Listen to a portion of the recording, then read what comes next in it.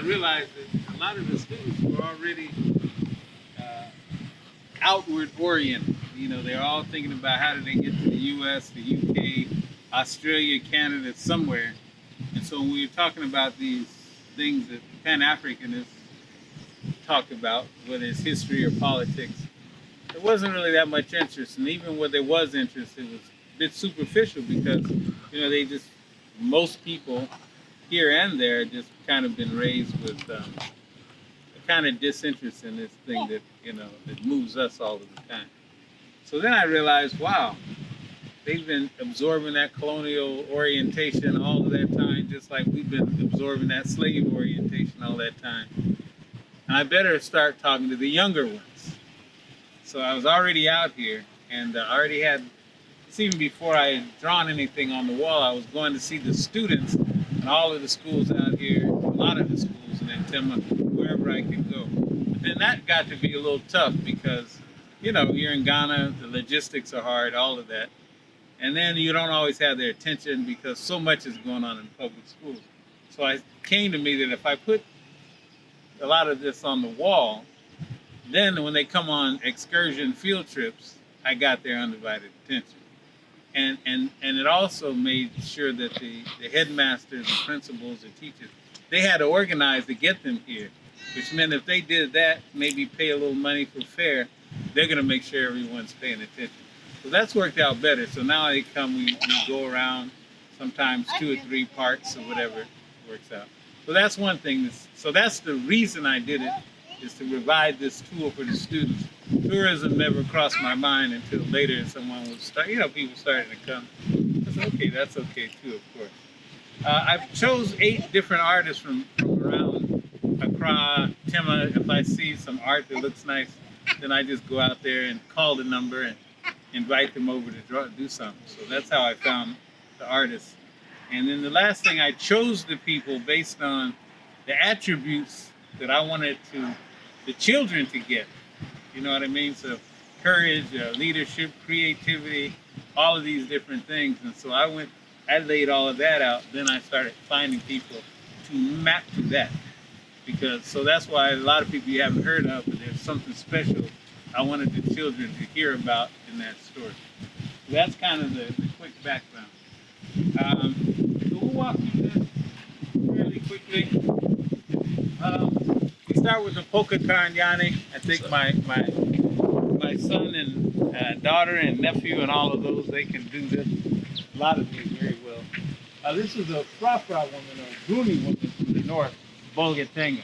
My wife is from Bolgatanga, so I thought it was good politics to start there. But she was known for having used her pestle to take out some of the slavers when they came through.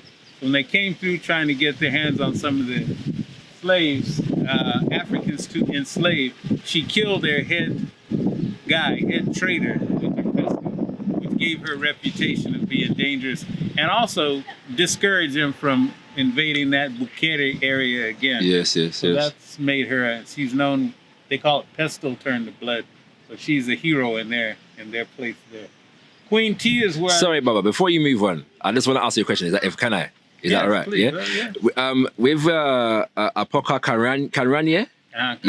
Kariane, yeah. Mm-hmm. The story is interesting because a lot of us from the diaspora nowadays have just gotten the impression that all our brothers and sisters on the continent ever did was, quote unquote, sell us into slavery, right? Yeah. And so, I mean, I don't know if this story has an importance in regards to that whole narrative. In your opinion. You know, it's very interesting that of course there were people selling, you know, but I think you have to look at this whole slave trade. This is a European enterprise. It's not as though people weren't coming. You're better armed and you're more powerful than people who have the thing you need. One way or another, you're gonna get it.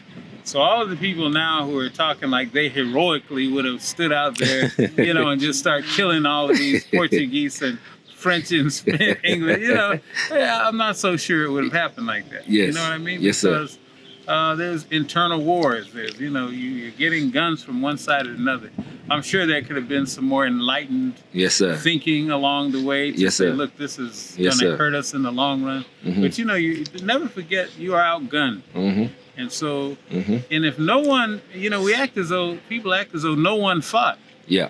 We've got all of this history, some even on the wall, people fighting from the slave times Yeah. through colonialism, all the way, Mm-hmm. because it's the same with the colonial thing. Well, why did we just sit down and say, Mm-hmm. no, 100 years of Ashanti Wars. Yes, It's not yes, like yes. people didn't fight, Yes. but you lost. Yes. Yes. And so Yes. now we're dealing with the fallout from the loss, Right. and we have to figure out how to reconfigure ourselves.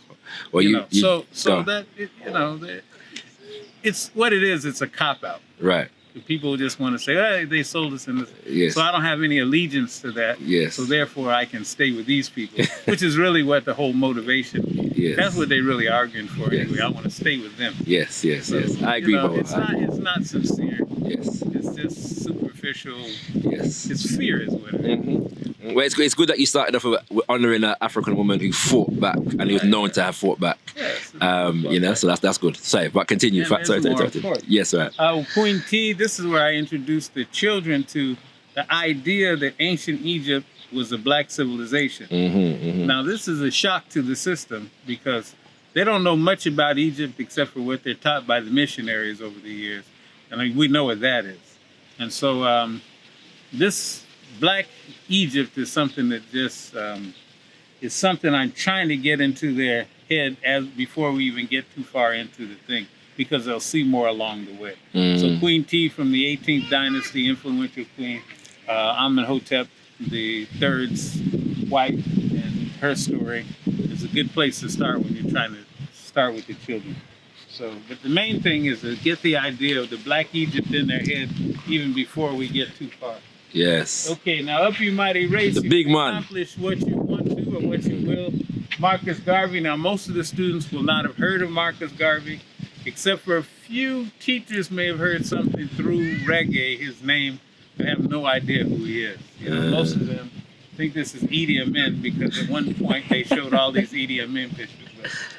But, so that's Garvey. We know Garvey. I explained to him about the Universal Negro Improvement Association and all of the membership and all of the nations and the Black Star Line and all of that. Yeah. So this is where I introduced him to Garvey.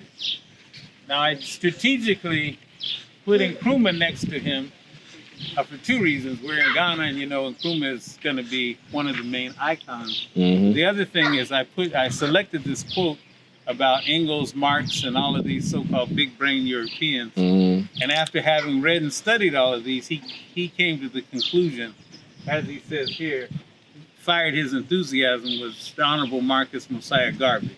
So that gives some context, because everyone here knows Nkrumah, reveres Nkrumah. And so if Nkrumah says, look, the one that had the biggest impact on me was this guy, it puts Garvey in some kind of position. Mm-hmm. And so I explained it in the Black Star Line and these things that they know of in Ghana. This all came from came from Garvey. Mm-hmm. Now, since we're here in Nuningo, or what they call Kabu Kope, I had to put up, I didn't have to, but I wanted to put up the founders of the place. Tejangma the first, Mm-hmm. who was the first chief. Jonas Carbo was actually a businessman who settled this area first. Mm-hmm. And then there's more to their story, and the children usually know a little bit about it. Not always, even the ones from here. Right. I just chose Ghana, Ethiopia, Jamaica, and of course I read Black and Green, gives me a chance to tell them a little bit more about the red, black, and green, and Garvey again. Just trying to get a different, little spread there. Someone from diaspora, someone on the continent, Ghana, and then our general red, black, and green. Mm-hmm. As I always say, you have to forgive some of this stuff we're going to be working on. You know how it is.